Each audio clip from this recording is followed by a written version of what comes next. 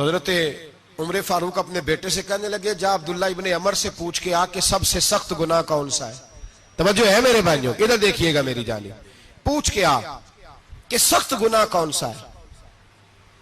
عبداللہ بن عمر رضی اللہ تعالیٰ عنہ کی خدمت میں جب عبداللہ ابن عمر گئے تو جا کے کہنے لگے کہ صحابہ پوچھتے ہیں کہ آپ نے زیادہ وقت گزارا ہے نبی رحمت صلی اللہ علیہ وسلم کے پاس، تو بتلائیے برا گناہ کون سا ہے، سب سے سخت گناہ، تاکہ سب سے پہلے اس پر پابندی لگائی جائے، اس پر محنت کی جائے.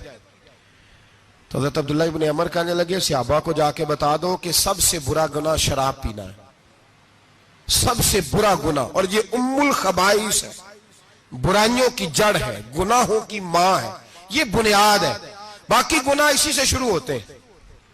کہتے ہیں میں نے آ کے بتایا تو حضرت ابو بکر صدیق رضی اللہ تعالیٰ عنہ اور سیدنا فاروق اعظم کہنے لگے خود جاتے ہیں، ان کے پاس خود جاتے ہیں، چونکہ ہم نے بات سننی ہے ہم خود جاتے ہیں اور ان سے جا کر کے سوال کرتے ہیں کہ اگر آپ کو اس تفصیل کا پتہ ہے نا تو اس کے پیچھے بھی کوئی تفصیل ہوگی جو میرے نبی پاک نے بیان کی ہوگی صلی اللہ تعالی علیہ وسلم، اس تفصیل کا بھی آپ کو پتہ ہوگا جو نبی پاک نے بیان کی ہوگی، اس بات کے پیچھے جو بیک گراؤنڈ ہے، جو پس منظر ہے.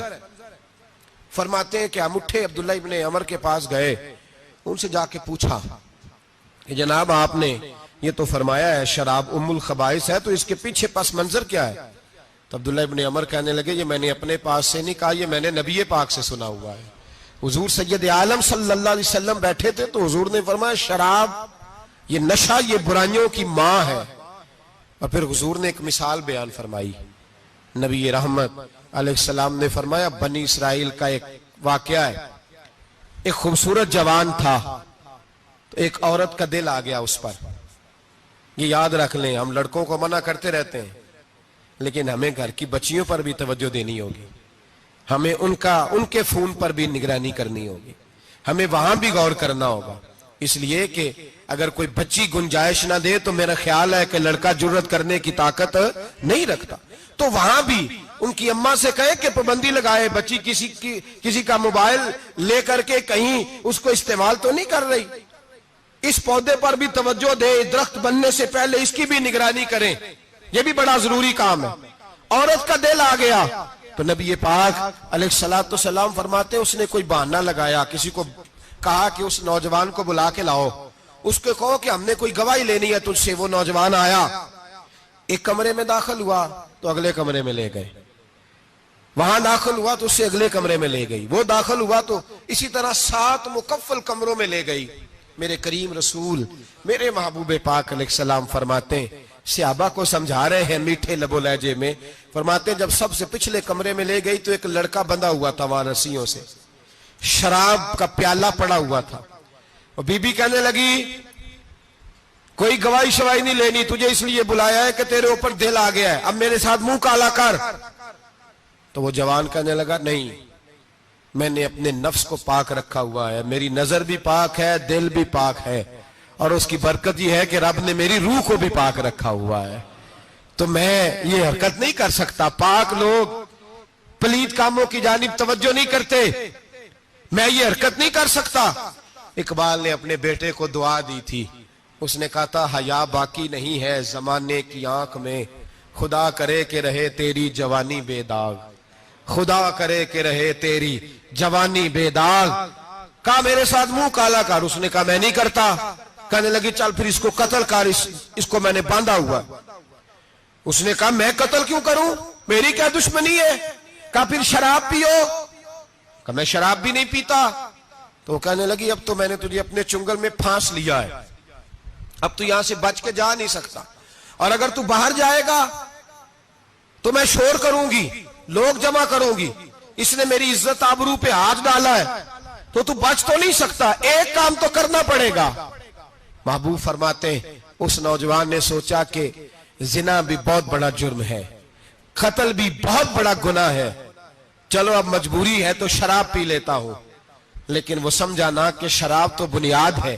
اس نے ایک پیالہ جو پیا کہنے لگا ایک اور دے دو، دوسرا پیا تو کہنے لگا ایک اور دے دو.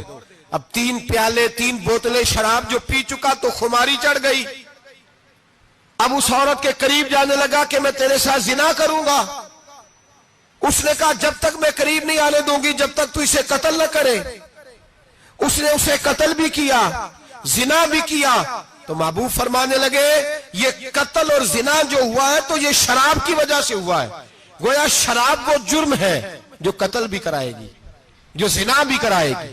اور اگر آپ نشئی کو دیکھیں, اگر آپ شرابی کو دیکھیں تو کیا وہ ڈکیتیاں نہیں کرتا پھرتا, وہ چوریاں نہیں کرتا, وہ اپنی ہی ماں کا زیور نہیں بیچ آتا, وہ اپنی ہی بہن کا پڑا ہوا جہیز نہیں بیچ آتا, وہ اپنے ہی گھر میں ڈاکے نہیں ڈالتا, وہ اللہ کے گھر مسجد میں آ کر کے چوری نہیں کرتا. وہ صرف اس لیے کرتا ہے کہ یہ نشہ, یہ شراب, یہ ماں ہے گناہوں کی, یہ جڑ ہے. ملت کے لوگوں یاد رکھو, اس امت, اس پاکستان کے ساتھ جہاں بہت سارے ظلم ہوئے وہاں بڑا ظلم یہ ہے کہ بہت بڑا طبقہ جوانوں کا نشے کا عادی ہے. وہ نشہ انہیں عشق مجازی اور عورتوں کے عشق کی جانب لا رہا ہے. وہ نشہ چوریاں کرا رہا ہے, قتل کرا رہا ہے, ڈکیتیاں کرا رہا ہے. بہت بڑے ظالموں نے بہت بڑے ہاؤس بنائے ہوئے ہیں جن کے اندر شراب فراہم کی جاتی ہے, نشہ دیا جاتا ہے.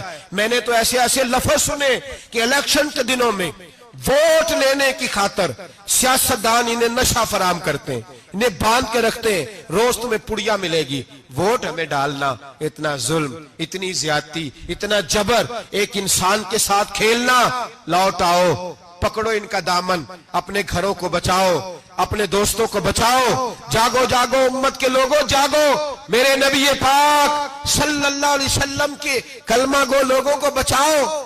ان پر اگر سختی کرنی پڑتی ہے تو کرو, پیار کرنا پڑتا ہے تو کرو, محنت کرو, جدوجہد کرو.